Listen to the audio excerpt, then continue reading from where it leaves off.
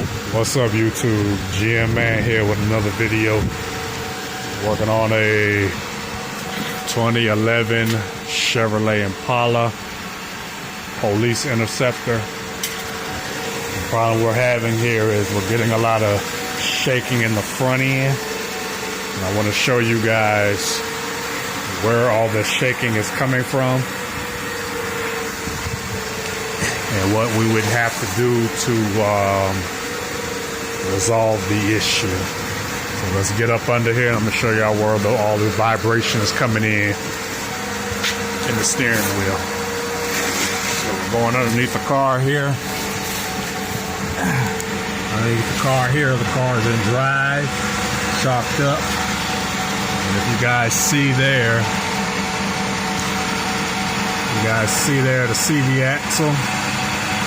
CV axle is just jumping up and down, up and down.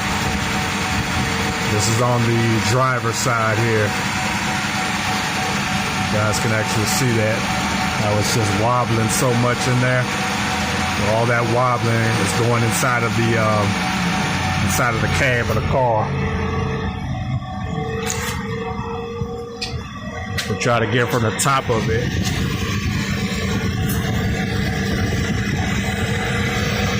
That's how much shaking we're getting. That will most definitely be our issue there. What a bad CV joint will look like.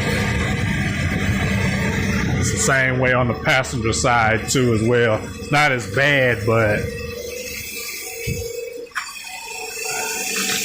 not as bad over here.